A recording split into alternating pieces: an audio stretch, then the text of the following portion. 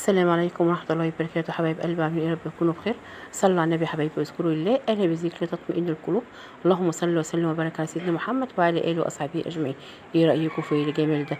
بصدر فرخه عملنا وليمه النهارده. بصدر فرخه عملنا احلى كفته فراخ بجد يا بنات، تحفه وجميله واقتصاديه وخفيفه.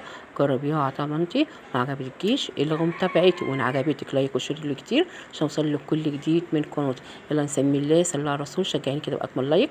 معايا صدر فرخه يا بنات، فرخه دي يعني 2 كيلو ربع او كيلو ونص كده. خدت الصدر بتاعها زي ما انتم شايفينه كده، قطعته تقطيع عشوائي، حطيته في قلب الكبه بتاعتي.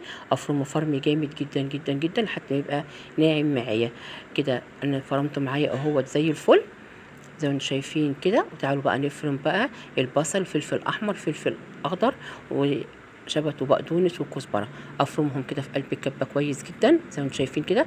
دي المواد اللي يبقى فيها حاجات يعني سايله، فبفرمها كلها مع بعض. يعني بفرمها فرم خشن زي ما انتم شايفين كده اهوت. كده كده انا هفرمها تاني في قلب الكبه.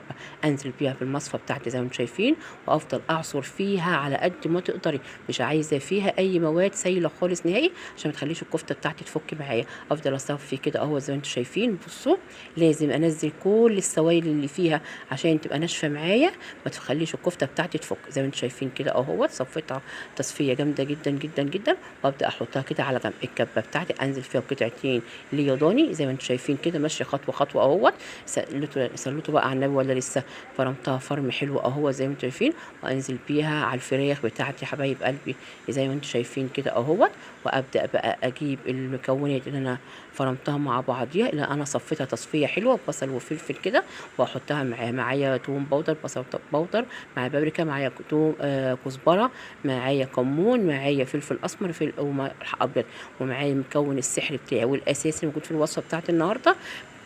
بهارات الكفته دي بتتباع عند اي عطار. اخد منها معلقتين حلوين كده او نص الكيس زي ما انتم شايفين. ابدا بقى كده يعني اتبل كل ده ببعضه واتعك كده لحد كله كده ما يبقى مع بعضيه زي ما انتم شايفين كده اهو.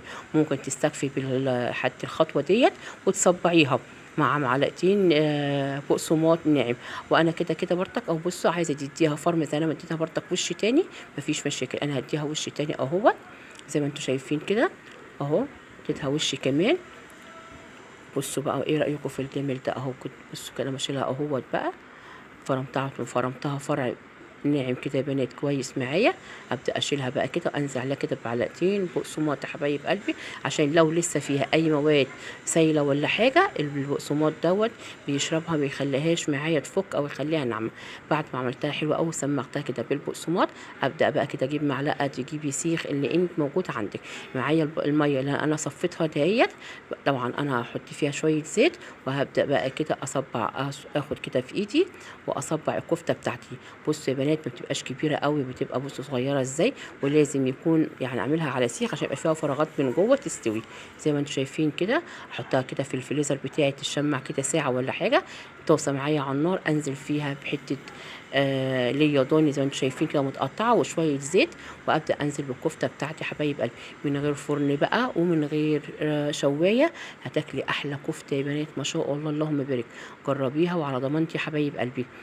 او زي ما انتم شايفين كده نزلت الكفته بتاعتي كلها. بحرك الطاسه، ما حركش الكفته خالص بمعلقه ولا باي حاجه الا لما تشمع مني يا حبايب قلبي من تحت عشان ما تفكش معايا وتبقى وحشه. ممكن بقى تاكليها جنب رز بسمتي، تاكليها بسلطه الطحينه زي ما انتم شايفين كده. اتسمغت معايا من تحت واديت اللون الحلو الجميل الذهبي.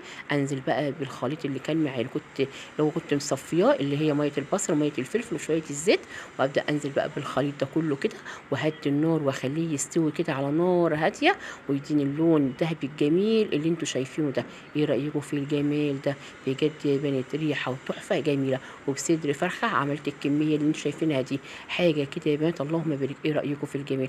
طبعا مش عارفه امسكها عشان سخنه مولعه. ما شاء الله ريحتها تحفه وجميله يا حبايب قلبي. عملنا جنبها مكرونه اسباجيتا زي ما انتوا شايفين اهوت. بصوا ما شاء الله صدر فرخه عمل معايا الكميه اللي انتوا شايفينها دي كلها. اهم حاجه حبايبي تبقى صغيره، ما تبقاش كبيره قوي، لان بسم الله ما شاء الله هي كده كده بتزيد معايا كمان. عملتها بدون فرن وبدون شوايه وبدون فحم كمان، ريحتها جميله جدا، جربيها وعلى ضمانتي. غدا كان بسيط النهارده وسهل، عملت جنبه النهارده سلطه الطحينه، وده كان غدانا النهارده. يا رب يكون فيديو النهارده خفيف وعجبكم. لايك وشير للقناه عشان يوصلك كل جديد. كده خلاص خلصنا الفيديو بتاعنا، اسيبكم في حفظ الرحمن. سلام.